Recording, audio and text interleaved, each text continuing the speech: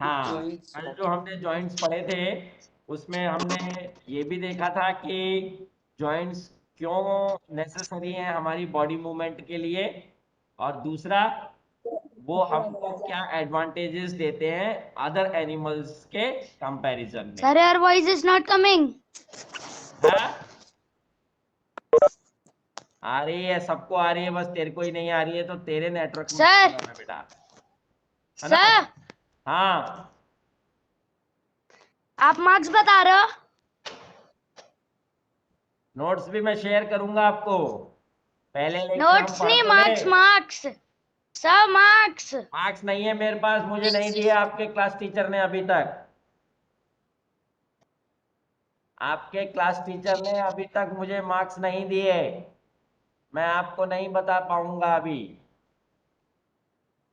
Okay sir, बोलेंगे sir को। हाँ, मैंने मांगे हैं अभी, अगर मान लो वो दे देते हैं मुझको तो मैं आपको फिर शेयर कर दूंगा, या फिर आप लोग डायरेक्ट अपने सर ग्रुप हम में भी लोग को शेयर शेयर करने कर के लिए देंगे। बोलो, कोई दिक्कत नहीं है। जिसने भी एग्जाम दिया हुआ है उसका नाम आ जाएगा, जिसका सबमिट नहीं हुआ होगा या कोई प्रॉब्लम होगी तो आप फिर अपने क्लास टीचर से डाउट क्लियर करना कि हमारा नाम नहीं आया या जो भी कुछ प्रॉब्लम है उसके लिए उनसे पूछना, क्योंकि मुझे अभी तक उन्होंने मार्क्स शेयर नहीं किए हैं, ना तो क्लास टीचर ने किए हैं, ना एग्जाम डिपार्टमेंट में मैंने पूछा था, मैसेज करके भी पूछा है, उनसे मार्क्स आ जाएंगे तो मैं आपको शेयर कर दूंगा।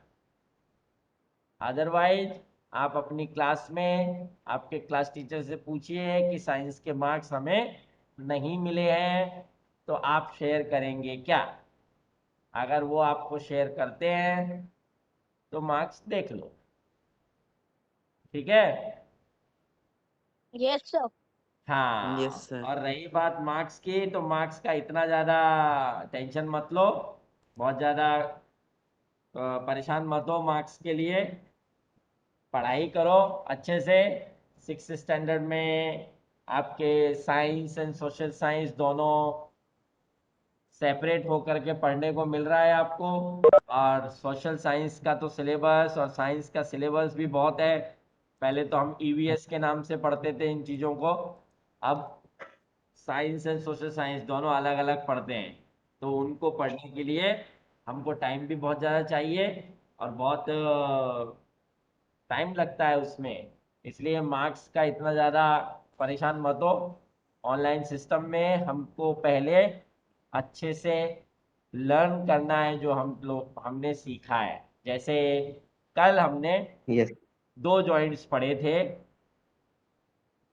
Ball and socket joint, hinge जिसका जॉइंट और एग्जांपल मैंने आपको बॉल शोल्डर एंड दिया सॉकेट था, जॉइंट और हिंज जॉइंट। है ना, और यस उसकी सर। एक्टिविटी भी बताई सर थी। हिंज जॉइंट भी हो बॉल गया के था अंदर अपना। एक पेंसिल डाल के इसको हमने अपना बॉल माना था, और पेन को हमने पेंसिल माना था, जिसमें कि वो सिर्फ रोटेट हो सकता है ना।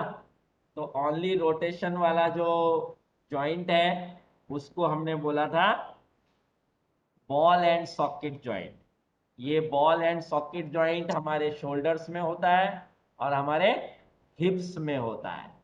तो ये दोनों की दोनों ही जॉइंट्स जो हैं वो फीमर और ह्यूमस, आपको मैंने दो अ, मान लो जैसे ये जो पेन है ये फीमर है और इसकी जो बॉल है ये बॉल जा कर के इसके सॉकेट में फिक्स हो जाएगी, वैसे ही अगर हैंड्स वाला मीन शोल्डर का अगर जॉइंट हम पढ़ रहे हैं तो ये फिर ह्यूमरस है, फीमर नहीं है, ह्यूमरस है। तो इस ह्यूमरस को इसका बॉल इसके सॉकेट में जाके फिक्स हो जाएगा और ओनली वो रोटेट हो सकता है, टू एंड फ्रो मूव नहीं हो सकता, आगे पीछे नहीं जा सकता, अप एंड डाउन, लेकिन रोटेट हो सकता है। ओके, तो वो था बॉल एंड सॉकेट जॉइंट। उसके बाद में हमने पढ़ा था हिंज जॉइंट्स। हिंज जॉइंट्स में मैंने आपको बताया था कि इस तरीके से, जैसे हम सर इसको एग्जांपल ले होता। लें, एक तो ये वाला हिंज ले लें और ये इससे जुड़ा हुआ है, कैसे? देखो, ये दोनों अगर मान लो ऐसे जुड़े हुए हैं, मैंने इन दोनों को जोड़ दिया, एक तरफ से मोबाइल है और एक तरफ से डोर है। मोबाइल को हम डोर मान लेते हैं और इसको फिक्स मान लेते हैं, क्योंकि डोर जहाँ पे लगता है फ्रेम के ऊपर, वो फ्रेम बिल्कुल फिक्स होता है। यहाँ पे हमने एक हिंज जॉइंट लगा दिया। अब ये कहाँ तक ओपन हो सकता है? मैक्सिमम ऐसे, क्योंकि ये तो ये सर वो लास्ट है उसका। यार हमारा मोबाइल गिर गया यार, बच गया लेकिन नसीब से बच गया, है ना? यस। यस। तो इसको अगर ऐसे हम जॉइंट देखते हैं तो ये सिर्फ या तो बंद हो सकता है या ऐसे ओपन हो सकता है। इसको हम बोलेंगे हिंज जॉइंट। हिंज में only to and fro inward ही फोल्डिंग हो सकती है, आउटवर्ड होना बहुत मुश्किल है। अगर हम ज्यादा ताकत लगा देंगे उसमें तो हो सकता है कि वो टूट भी जाए। इसलिए हिंजेस जो है वो only one way, one way ही। मैंने आपको इसका भी एग्जांपल दिया था, हाथ का भी। अगर ये हिंजेस है तो ओनली एक तरफ से ये ओपन हो सकता है ना? समझे? ये हिंज जॉइंट। अब है पाइवोटल जॉइंट। पाइवोटल जॉइंट का, हिंज जॉइंट के एग्जांपल्स कौन कौन से थे? एक तो एल्बो, ये वाला, और एक हमारे बोन्स। नीस। बोन्स। नीस नीस, जो हमारी नी है, नी भी वन वे ही सिर्फ ओपन होती है और क्लोज होती है। उसको हम सिर्फ फोल्ड अनफोल्ड ही कर सकते हैं, एक ही तरफ, दूसरी तरफ नहीं कर सकते। तो वैसे ही हमारी जो एल्बो है, ये ओपन मैक्सिमम यहीं तक ओपन हो सकती है, इसके बाद में उसको हम और ज्यादा अनफोल्ड नहीं कर सकते, उसको वन वे ही कर सकते हैं, है ना? तो ये है एग्जाम्पल्स है हमारे पास में। हाँ, नीस एंड एल्बोस, ये दोनों एग्जाम्पल है हिंज जॉइंट के। और हिप्स एंड शोल्डर्स, ये दोनों एग्जाम्पल है सॉकेट जॉइंट के। अब है पाइवोटल जॉइंट। पाइवोटल जॉइंट का सबसे अच्छा एग्जाम्पल है हमारी नेक। हमारी नेक जो है यस सर। वो अप एंड डाउन हो सकती है, लेफ्ट एंड राइट हो सकती है। हमारी जो नेक है उसको हम अप एंड डाउन, आप जब योगा करते हो तो उसमें आपको जो नेक की एक्सरसाइज सिखाई जाती है, उस एक्सरसाइज में आपको अप एंड डाउन करने के लिए बोलते हैं और लेफ्ट एंड राइट करने को बोलते हैं। ऐसे ही हो सकता है सिर्फ वो सर डाउन हो, लेफ्ट एंड राइट हो सकता है और अप एंड डाउन हो सकता है। तो हमारी जो नेक है उसका movement only up and down and बस फॉरवर्ड बैकवर्ड, उसको फॉरवर्ड बैकवर्ड साइड भी अप। बोल सकते हो, है ना? और backward side up. Left and right भी बोल सकते हो। अपनी अपनी हम ज्यादा से ज्यादा उसको ऐसे घुमा सकते हैं, उसको अप ले जा सकते हैं। मैक्सिमम अप कहाँ तक ले जा सकते हैं? जहां तक वो स्ट्रेच हो सके। हमारी नेक मैक्सिमम स्ट्रेच होती है सिर्फ अप लेवल तक, पीछे नहीं ले जा सकते। हम जो है वो ह्यूमन बीइंग है, लेकिन जो उल्लू होता है, उल्लू, आउल, उसका पाइवोटल जॉइंट जो है वो ऐसा होता है कि वो अपनी पूरी गर्दन को पूरा चारों तरफ घुमा लेता है, ऐसे। यस सर, डियर को भी है। यस हाँ, सर, 360 उसको डिग्री। बोलते हैं 360 सर डिग्री डियर को मूवमेंट। भी 360। अब वो 360 डिग्री मूवमेंट कैसे करता है? क्योंकि पाइवोटल जॉइंट के साथ साथ में उसके, मान लो कि एक तरीके से पाइवोटल जॉइंट और सर काऊ भी। बॉल एंड सॉकेट जॉइंट, ये दोनों के दोनों ही उसके एक साथ होते हैं। तो वो अपनी गर्दन को पूरा घुमा लेता है। हम ऐसा नहीं कर Yes, सकते। sir. सर वो हमारे काउ ओनली भी कर D रहता है. क्या बेटा? कर सकते हैं। Joints. सर वो काउ भी कर 360 रहता है. डियर का. हमको लगता है ऐसा कि काऊ कर रही है ऐसा। ऐसे तो हम भी, जब हमको ये कहा जाता है कि योगा के टाइम पे कहते हैं ना कि गर्दन को ऐसे ऐसे घुमाओ, ऐसे ऐसे घुमाओ, है ना, लेफ्ट लो राइट लो, Yes. अप करो डाउन करो, ये हम घुमा रहे हैं। लेकिन ये बैक जो है हमारी, जिसको हम बैकबोन बोलते हैं, ये बैकबोन से कनेक्टेड है या फिर स्पाइनल कॉर्ड से डियर का कनेक्टेड है। हो देखो रहता इसमें है पूरा. दिखाया भी है पिक्चर में। अमित ने जो आपको पीपीटी इसमें शेयर की है, उसमें देखो एक पिक्चर दिखाई हुई है कि हमारी जो नेक है, वो नेक का जॉइंट किससे कनेक्टेड है? हमारी स्पाइनल कॉर्ड से। तो जो स्पाइनल कॉर्ड है वो इससे ज्यादा हमारी नेक को पीछे जाने ही नहीं देगी। हम सिर्फ अप एंड डाउन ही कर सकते हैं, बैक नहीं कर सकते उसको। अगर बैक कर सकते होते तो ये जो हमारे जो सोल्जर्स हैं उनके लिए तो बहुत काम आ जाता, वो पीछे भी देख लेते। सोल्जर्स के लिए तो वो बहुत फायदे में रहता, लेकिन ऐसा नहीं कर सकते। ओके, तो this is pivotal joint in our neck which can be moved only forward and backward, left and right, or up and down. Pivotal joints allow for rotation, which can be external, for example, when rotating an arm outward, or internal, as in rotating an arm inward.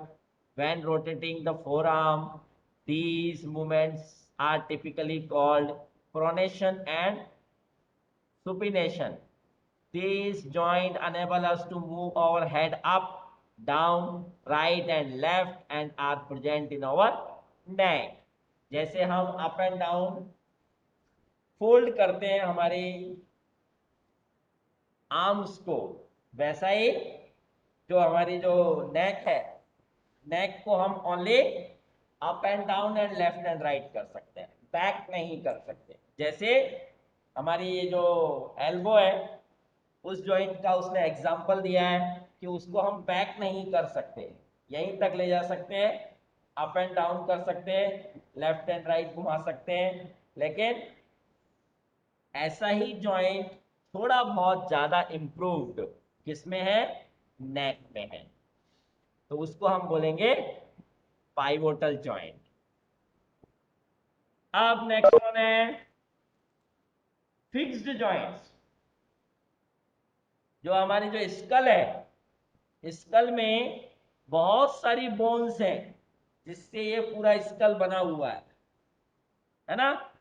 लेकिन इस school की जितने भी joints हैं उनको हम move नहीं कर सकते, या उनको हम फोल्ड अनफोल्ड नहीं कर सकते, उनको हम बेंड नहीं कर सकते, उसमें किसी भी टाइप का मूवमेंट पॉसिबल नहीं है। ऐसा नहीं हो सकता कि हम अपने स्कल के या फोरहेड के जो बोन्स हैं उनको हम फोल्ड कर लें या अनफोल्ड कर लें, बेंड कर लें, टिल्ट कर लें, ऐसा कुछ नहीं कर सकते, क्योंकि ये सब की सब कैसे हैं? फिक्स्ड जॉइंट्स हैं। जैसे आपके ये जो फेस है ना, एग्जांपल देता हूं आपको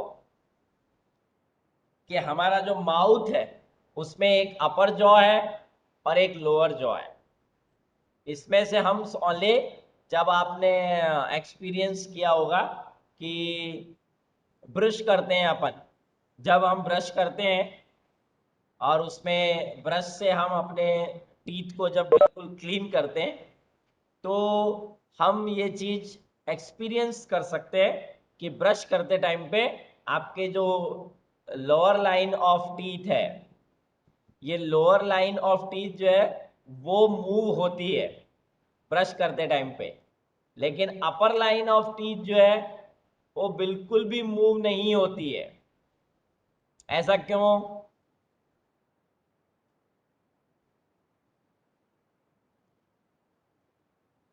कोई बताएगा? फरहान? Yes sir. आप ब्रश जब करते हो मॉर्निंग में टूथब्रश से, तो आप अपने टीथ को क्लीन करने के लिए, तो उस टाइम पे जब आप ब्रश करते हो तो आपने ये एक्सपीरियंस किया होगा कि अपर लाइन ऑफ टीथ जो है वो बिल्कुल भी मूव नहीं होती है, लेकिन लोअर लाइन ऑफ टीथ हमारी ब्रश करते टाइम पे हम मूव कर लेते हैं साफ करने के लिए। कैसे? ऊपर नीचे। और खाना खाते टाइम भी। नीचे वाला नहीं रहता। क्या बेटा? वो फिक्स जॉइंट है ना। हाँ, वेरी गुड, फिक्स जॉइंट रहता है क्योंकि वो। वो फिक्स्ड है। हाँ, अपर जॉ जो है हमारा वो फिक्स्ड जॉइंट है, और लोअर जॉ हमारा अनफिक्स्ड है या फिर मूविंग है। उसको फिक्स्ड जॉइंट, तो ऊपर वाले जितने भी हमारा स्कल वाला जो पार्ट है वो पूरा की पूरा कैसा है? जॉइंट है एक दूसरे से, और वो भी फिक्स्ड जॉइंट है, इसलिए वो बिल्कुल भी मूव नहीं करता है। जैसे सर some अपर joints वाला पार्ट between पूरा bone ढीला in our रहता है। head are different from those we have discussed as it doesn't move। अभी तक जितने भी हमने जॉइंट्स देखे हैं वो सब मूवेबल है, और फिक्स्ड जॉइंट जो है वो इमूवेबल है, ये मूव नहीं होता है। Fixed bones are only found in our upper jaw and skull and our teeth। हमारे जो टीथ हैं वो अपर जॉ और हमारा स्कल, ये पूरे के पूरे कैसे हैं? फिक्स्ड जॉइंट्स हैं, ये बिल्कुल भी मूव नहीं करते हैं, इसलिए फिक्स्ड जॉइंट्स को आप इमूवेबल भी कह सकते हो, है ना? तो movable joints and immovable joints. तो मूवेबल जॉइंट्स कौन से हैं हमारे पास? 3 स्पेशल या फिर 3 मेजर, 3 मेजर जॉइंट्स जो हैं वो हैं movable joints. There are 3 types of movable joints in our body. First one, ball and socket joint, pivotal joint and hinge joint. ठीक है? और नेक्स्ट वन जो है वो है फिक्स्ड जॉइंट। अब ये जो फिक्स्ड जॉइंट्स और मूवेबल जॉइंट्स, या movable joints and immovable joints, ये सारे की सारे जॉइंट्स हमारी बॉडी को एक स्पेसिफिक स्ट्रक्चर प्रोवाइड कराते हैं। There is a specific structure for our body which is called skeleton. ये जितने भी, देखो इसमें खोपड़ी दिखाई है, हमारे अमित ने शेयर की है, इसमें खोपड़ी के अंदर देखो सारे फिक्स्ड जॉइंट्स ही हैं। कौन कौन से? Upper line of teeth, upper jaw and school.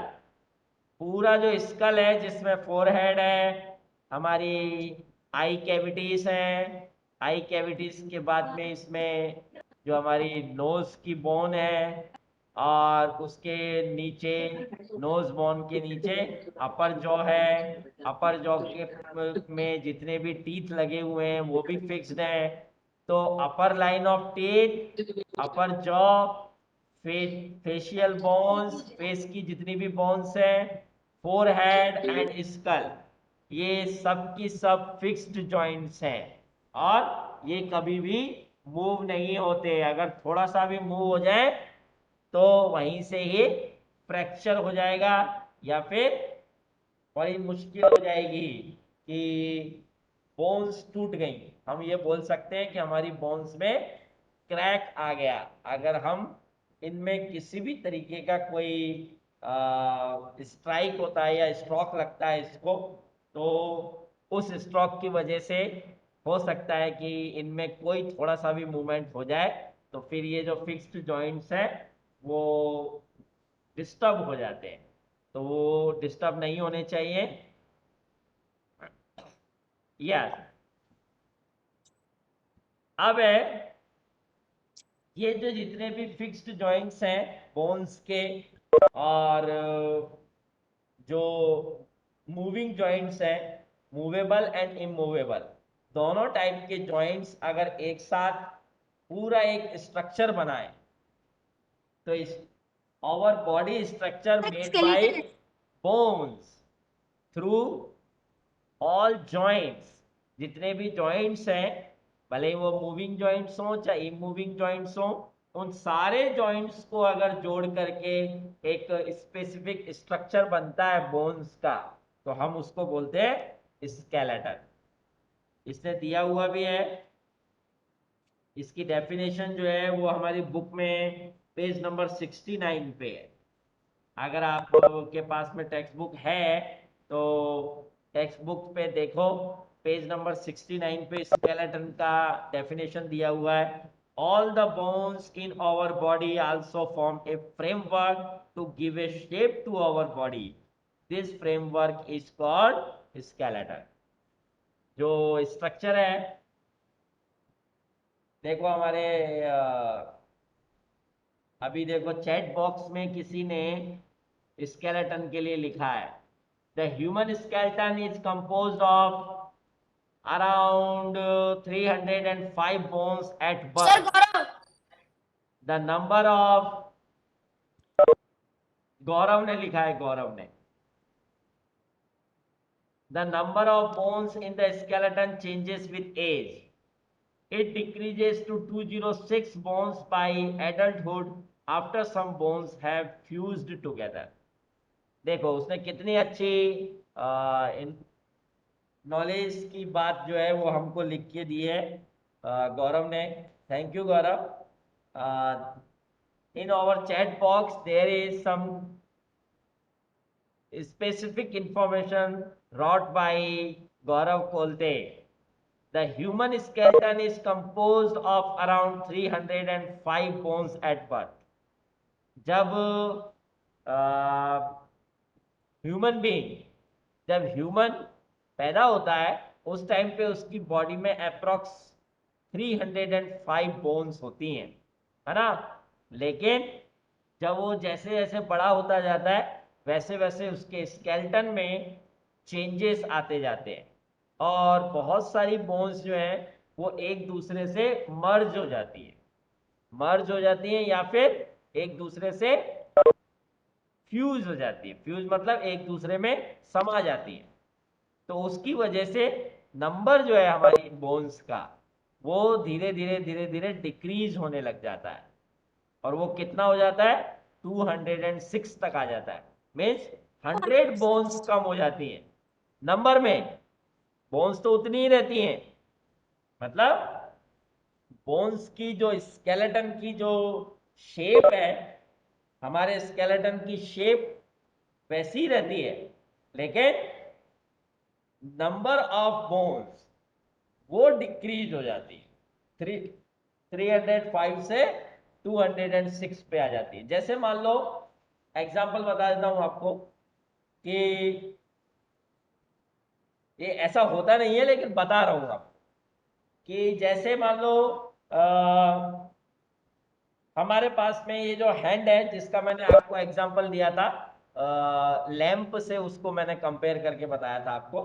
तो अगर मान लीजिए वो लैंप के जो जॉइंट्स है वो 3 जॉइंट्स की जगह पे 2 जॉइंट्स हो गए और अब वो मूव नहीं कर पाता है। जैसे आपने कभी छोटे बच्चे को आजी को या मम्मी को किसी को भी, किसी छोटे बच्चे को मालिश करते हुए देखा हो, हाथ पैर में मालिश करते हैं ऐसे ऑयल से मालिश Yes, करते हैं sir. और फिर आजी बोलती भी है कि इससे इसकी बोन्स स्ट्रांग हो जाएंगी।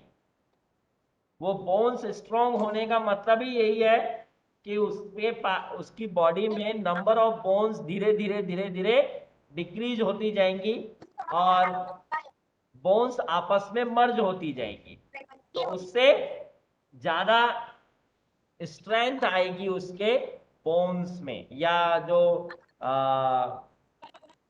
टेंशन है, जो अगर मान लो हम उसको कुछ स्ट्रेस देते हैं हमारी बोन्स को, तो उस स्ट्रेस को टॉलरेट करने का जो उसकी एबिलिटी है वो बढ़ जाती है।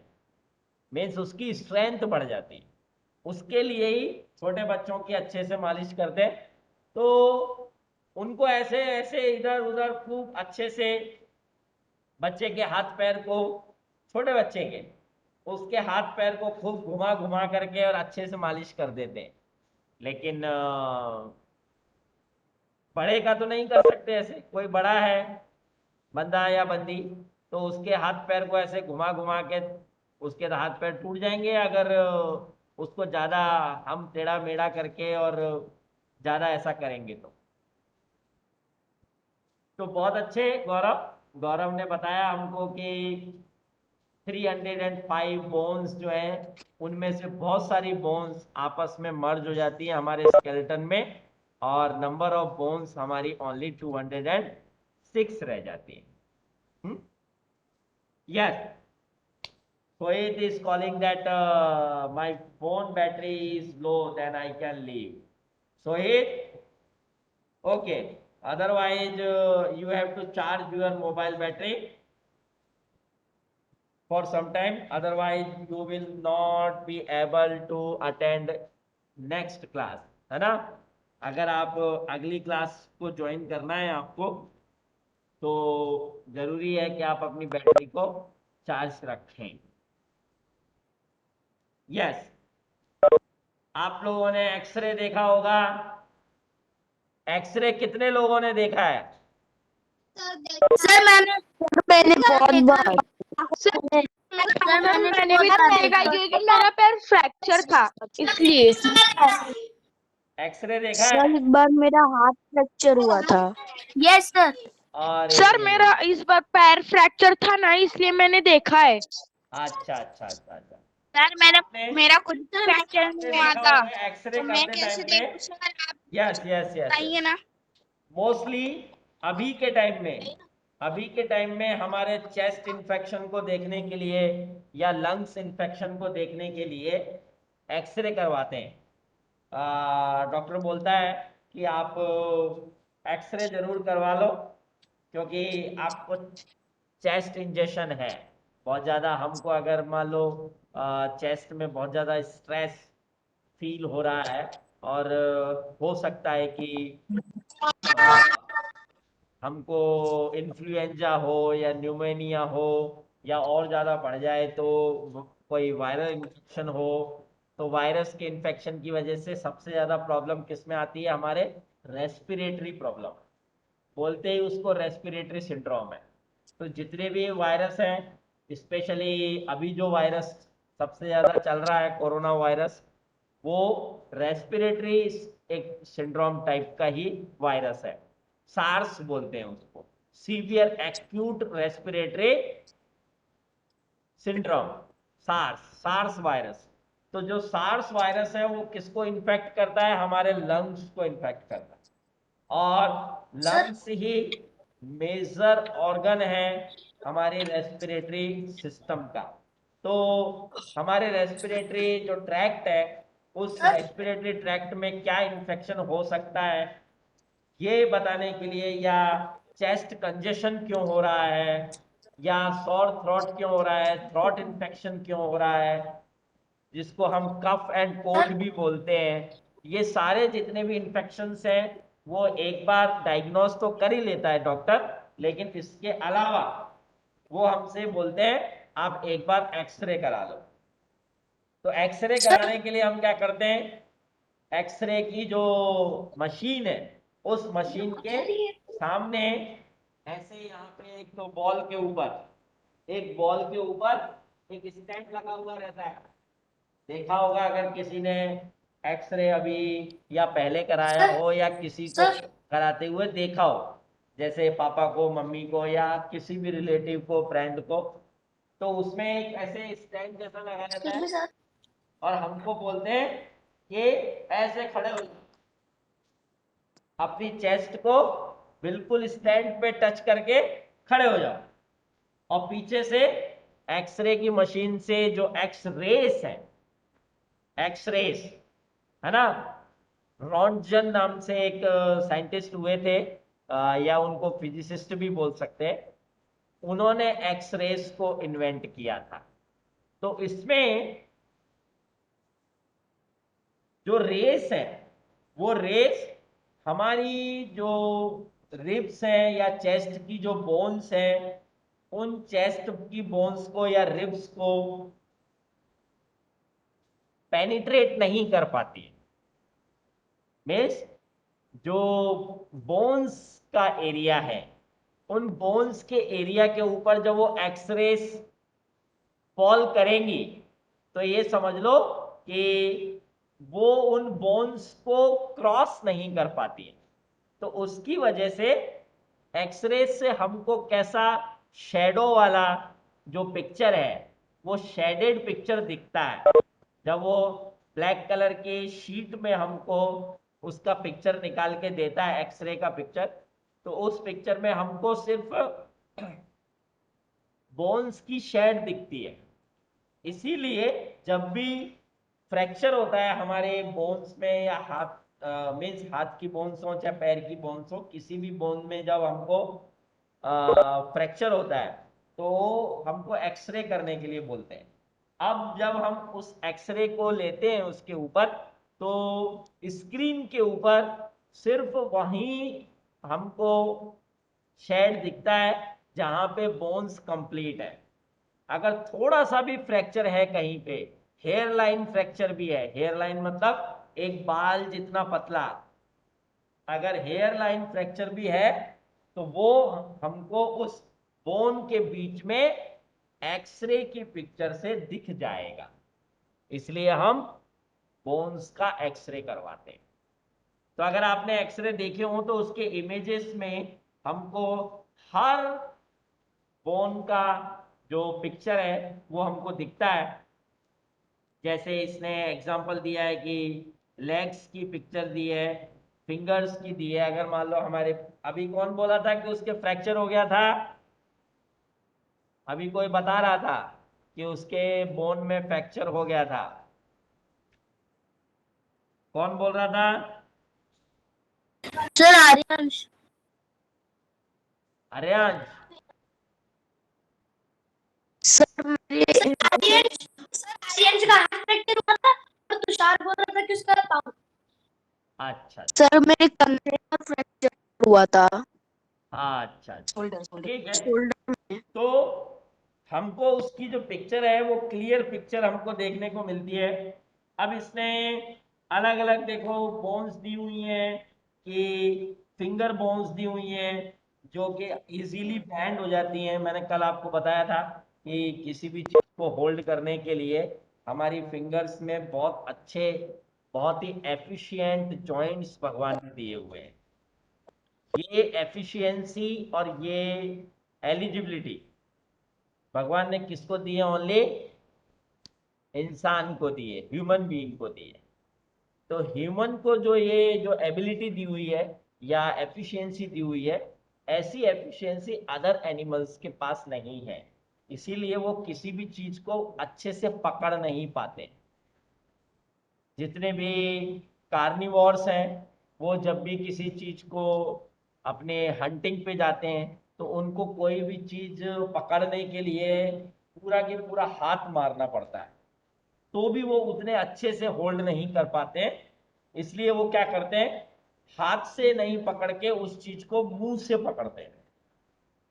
आपने कभी भी हंटिंग करते हुए किसी एनिमल को देखा हो, किसी भी एनिमल को जो कार्निवोर्स कार्निवोर्स टाइप के जितने भी एनिमल्स हैं वो जब हंटिंग करते हैं तो हंटिंग किससे करते हैं? वो मुंह से करते हैं।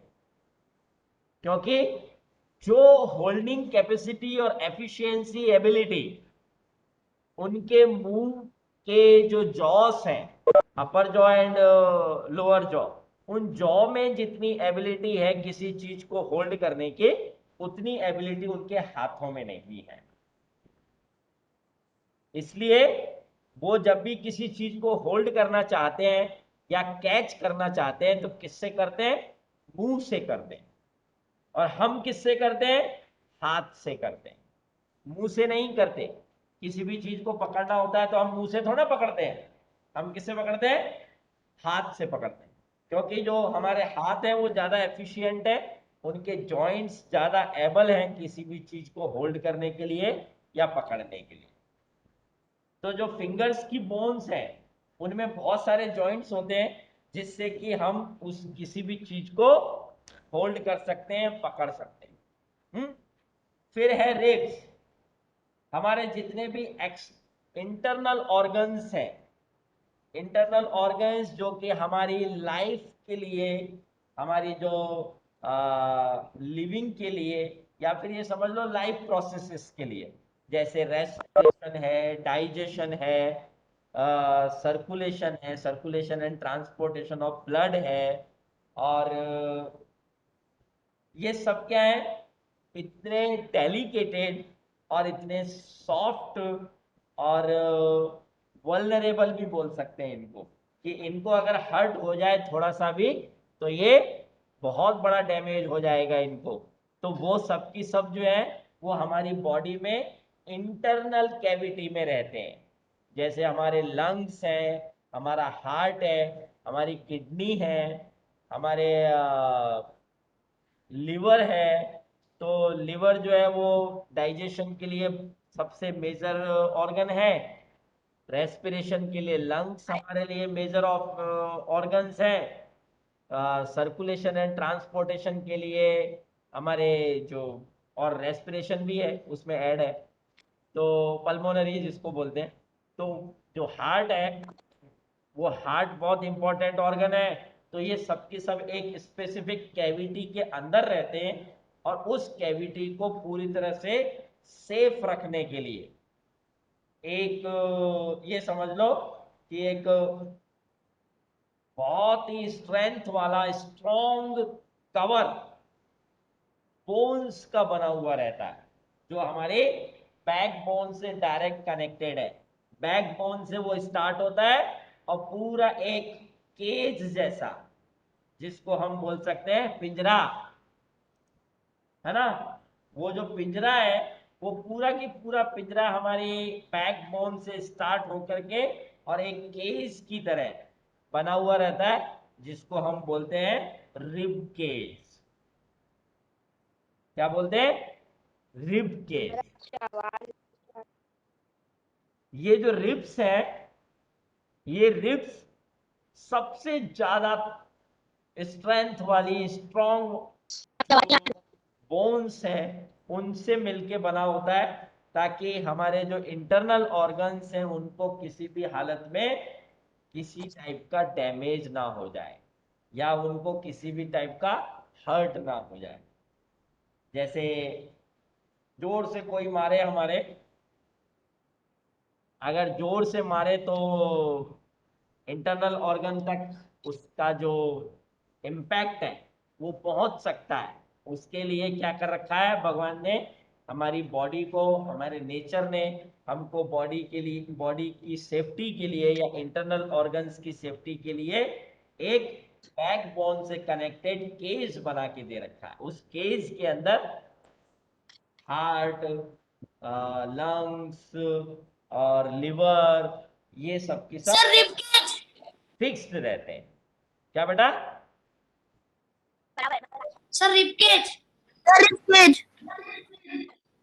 मैंने बोला ribcage. Rib cage, right. Rib cage को जो होल्ड करता है या रिब केज जिससे बनता है वो है बैकबोन या फिर स्पाइनल कॉर्ड। ये जो बैकबोन है वो ही हमारी बॉडी को एक स्पेसिफिक शेप देती है, हमारे हमको अपराइट खड़ा रखने के लिए यही काम आती है। इसीलिए आपने देखा होगा कि जो बैकबोन है वो किसी भी चीज के बेस के लिए बोला जाता है कि इसकी बैकबोन बहुत ज्यादा स्ट्रांग होनी चाहिए या मजबूत होनी चाहिए। तो जो बैकबोन है वो पूरी की पूरी 33 जॉइंट्स, छोटे छोटे, जो नेक है हमारी, नेक से स्टार्ट होता है और टेल तक जाता है। पहले टाइम में जब आप इवोल्यूशन पढ़ोगे तो इवोल्यूशन में आप देखोगे कि सारे एनिमल्स में टेल है, सिर्फ एक ह्यूमन में ही टेल क्यों नहीं है? जितने भी एनिमल्स हैं हमारे, स्पेशली मैमेलियन एनिमल्स जितने भी हैं, उनको भले छोटी सी टेल हो, पॉनी टेल, घोड़े की तरह बोलते हैं उसको, पॉनी टेल है घोड़े की, छोटी सी, वो ऐसे सिर्फ अपनी मक्खी उड़ाने के काम में लेता है उसको, देखा है ना। लेकिन ह्यूमन के तो नहीं होती ऐसी टेल। वो टेल धीरे धीरे धीरे धीरे क्या हो गई, ऑब्सलीट हो गई, क्योंकि हमको जरूरत नहीं है। जितने भी मैमेलियंस हैं वो सीधे खड़े होके नहीं चलते, वर्टिकली। हम कैसे चलते हैं, ऐसे वर्टिकली चलते हैं। बाकी के जितने भी एनिमल्स हैं वो सब कैसे चलते हैं, नीचे झुक के चलते हैं। तो उनको अपनी यस बॉडी सर। की बैलेंस के लिए टेल की जरूरत है, हमको टेल की जरूरत नहीं है, इसलिए हमने यस हमारी सर। टेल छोड़ दी, ये समझ लो, है ना। तो ये जो बैकबोन है वो हमारी पूरी बॉडी के स्केलेटन का बेस है, ये बेसिक स्ट्रक्चर बनाने के लिए सबसे ज्यादा जरूरी है, इसलिए बैकबोन सबसे ज्यादा इंपॉर्टेंट है। ठीक है, बाकी का कल, कल ओके मिलते हैं। सर। सर हाँ, कल नहीं